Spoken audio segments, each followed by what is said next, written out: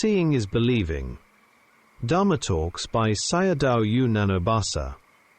Talk 12. Dying Aggregates and Intrinsic Aggregates. This is the first day that I will teach you the basic Dhamma. To understand the basics, we must begin with the aggregates, khanda. These include the aggregates themselves, the sense bases, ayatana, the elements, dhatu, and the Four Noble Truths, sakka. People may wish for nibbana, but without thoroughly knowing the aggregates, they cannot reach it. If we condense the phenomena of the 31 realms of existence, we can summarize them into two, the aggregates and their cessation. The aggregates constitute the 31 realms of existence. Nibbana is an element that transcends them. When these are brought together, they are called khanda nirodha nibbanam. The cessation of the aggregates is nibbana. Where there is cessation of the aggregates, there is nibbana. Where there is no cessation, there is samsara. Beginning from the aggregates, khanda.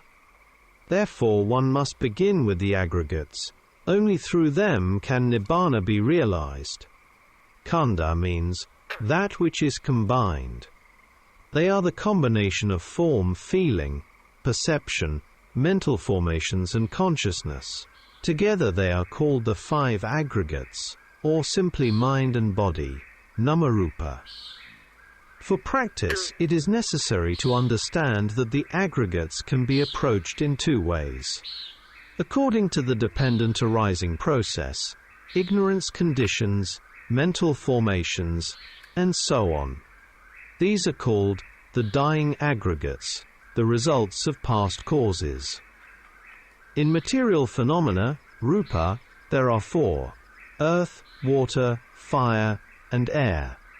In mental phenomena, nama, we have four: feeling, perception, mental formations, and consciousness. Together, these constitute the 6 internal sense bases, 5 material bases, and 1 mental base.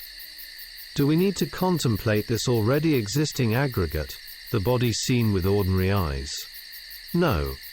Rather, we must understand that with time this aggregate inevitably becomes old, sick, and dies. This shows that the aggregate itself is the truth of suffering. However, for insight practice, what we contemplate repeatedly is not the existing aggregate as a whole, but the arising phenomena occurring at the sense bases. This existing aggregate possesses base elements internally, and when external contact elements, such as sight, sound, smell, taste, touch, and mental objects, come into contact with them, each sense door meets its corresponding object. At that moment, a new phenomenon arises at that sense base. This arising phenomenon did not exist before in either the sense base, dvara, or the object, aramana. It arises only because of conditions. For example, consider a stick and a bell. The bell is like the base element. The stick is like the element of contact. The sound of the bell does not exist in the bell alone, nor does it exist in the stick. When each exists separately, no sound arises. But when the stick strikes the bell, sound arises. Where does the sound come from? It does not come from the stick, nor from the bell. Through their contact, sound arises dependently between them. Arising aggregates, sunnata and sabhava-khanda. In the same way, the 6 sense bases are base elements. When each of them meets its respective contact element, an arising aggregate comes into being. The bell and the stick both have mass, that is, material form, but the sound does not have mass. Likewise, seeing consciousness, the arising aggregate element, has no mass. Hearing, smelling, tasting, and other consciousnesses are known in the same way. They have no form, no shape, and no image. For this reason, these phenomena are called sunnata dhamma, void of entity, void of a person, or a being. Let us explain sunnata further. Sabhava means a particular intrinsic nature, seeing, hearing, smelling, tasting, touching, and knowing. All of these are Sabhava Dhamma. These are Sabhava Khanda, newly arising aggregates, and are also called arising aggregates. These arising aggregates have the nature of arising and passing away. Therefore they are called rise and fall aggregates, or impermanent aggregates. These aggregates cannot be stopped by one's wish or desire, and they do not belong to anyone. If the causes are present, they arise. If the causes cease, they vanish. After an arising aggregate has arisen and is observed, it is no longer there, that is its impermanence. The existing aggregate, namely the whole body subject to aging, sickness and death, is a mass of aggregates. The arising aggregate, however, is a Sabhava Khanda. Therefore, the existing aggregate, the body, and the arising aggregate are different. Understanding the process of conditioning and its cessation. When it is hot, and one desires comfort, one fans oneself. The pleasant feeling is experienced as nice, and then it passes away. However, one is not aware of the whole process. By fanning oneself again, the experience connects to action. If this experience is not contemplated, it must connect to the dependent arising process. If one simply leaves it there, feeling conditions craving, and craving connects to action. In this way, the newly arising aggregates, seeing, hearing, and so on, connect to affection, clinging, and action. One has to know them in this manner.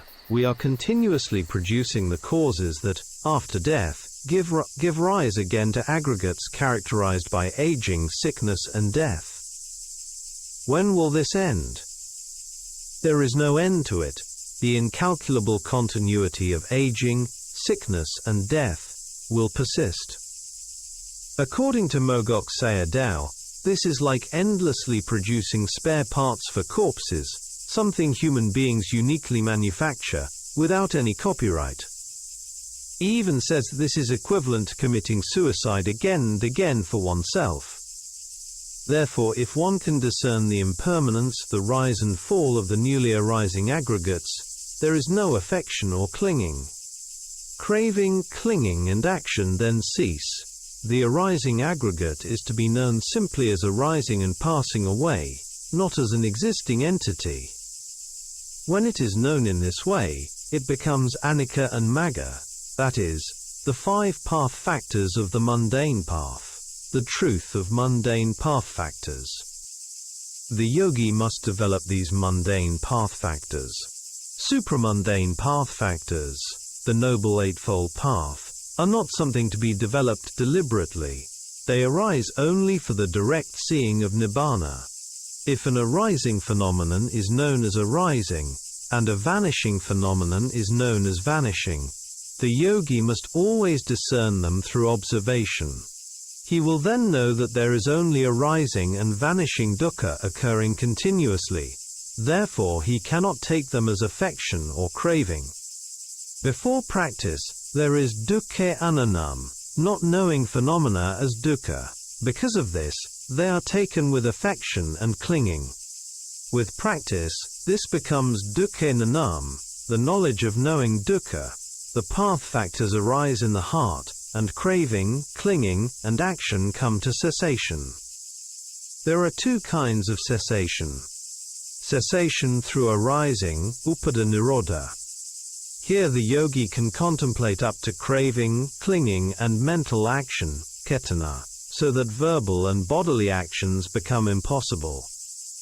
This point is explained in several of Mogok Sayadaw's talks.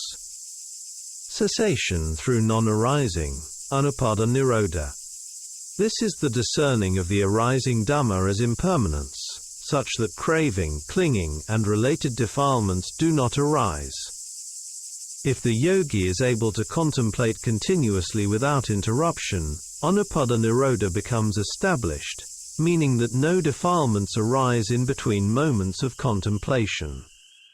As the Buddha and the Sayadaw explained, only with the appearance of a Buddha into the world can we come to know such wisdom. If one understands these points correctly, becoming a stream enterer is not difficult. There is still time to emphasize an important principle. The newly arising aggregate did not exist before. After it arises, it does not continue to exist. Therefore, the aggregate is nothing other than arising and passing away. Emptiness, sunnata, intrinsic nature, sabhava, and reflection on cessation. Therefore, there is no being, nisatta, no living entity nijiva, and no soul. The sunnata handa is void of a person or a being, whereas the sabhava handa possesses an intrinsic nature. It exists in accordance with causes, and when those causes cease, it no longer exists. The yogi must observe the aggregate as both existing and not existing, that is, as a process of rise and fall. This is the nature of sunnata, emptiness or voidness. One should not take this to mean that nothing exists at all, as that would fall into conceptual thinking, a misunderstanding held by some Buddhists. Such a view becomes nati bhava pannati, a concept of absolute non-existence. This point is very important. For example, when hearing consciousness arises with the contemplation it no longer present, what remains? The nature of inconstancy remains. The knowing knowledge also vanishes. It is not knowing continuously. This, too, is the process of knowing and vanishing.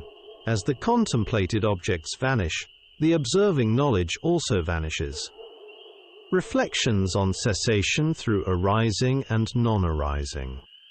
There is a talk by Mogok Sayadaw on this subject, which I translated in Part 10 under the title, Craving and Suffering. Some scholars interpret the Burmese system as merely passive observation. This is not correct. They only see part of the whole picture. If we study the works of Lady Sayadaw, we will understand the importance of both contemplation and reflection. Many scholars and practicing yogis continue to study his treatises and apply them in their teaching and practice. However, yogis themselves must understand how to apply these teachings skillfully according to different situations. This is one of the important reasons why we study the suttas, to gain skillful means for dealing with defilements in daily life and during meditation practice. Those who study the suttas together with Mogok Sayadaw's talks will understand the importance of discerning anicca. Therefore, Burmese teachers emphasize this point, not because they teach only passive observation, but because they emphasize correct discernment. An extract from Sayadaw's teaching. Always reflect that all dukkha comes from tanha. During observation, do not reflect on what will happen if you reflect. Otherwise it becomes sintamayanana, and not bhavanamayana. Reflection and direct observation are different. They should not be mixed. The difference between sintamayanana and bhavanamayana. What is the difference between sintamayanana and bhavanamayana? When sintamayanana is predominant, more bhavanga sittas tend to arise. When bhavanamayana is predominant, fewer bhavanga sittas arise. Bhavanga sittas take objects from the past. Sintamayanana involves thinking, planning, and reflecting.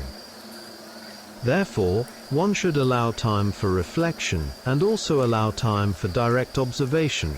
Practiced in this way, progress becomes quicker. Reflecting on one's own aggregates and on the truths of the Dhamma is sintamayanana, whereas the direct contemplation of impermanence is bhavanamayana. When these two practices are used appropriately, defilements do not easily intrude into the practice. What, then, is the difference between having more bhavanga sittas and having fewer? The person who is dukkha patipanna, one whose practice is difficult, experiences more bhavangasittas. These have a close connection with defilements. When contemplation is carried out without reflection, realization proceeds slowly. How should Sinthamayanana and Bhavanamayana be used? Mogok Sayadaw stated that Sinthamayanana is helpful in preventing defilements from entering during vipassana practice. He encouraged yogis before sitting to reflect on dukkha or on the dangers of tanha. This is Sinthamayanana, and then to sit for Bhavanamayana. An increase in Bhavanga sittas indicates either the presence of stronger defilements or greater difficulties in practice.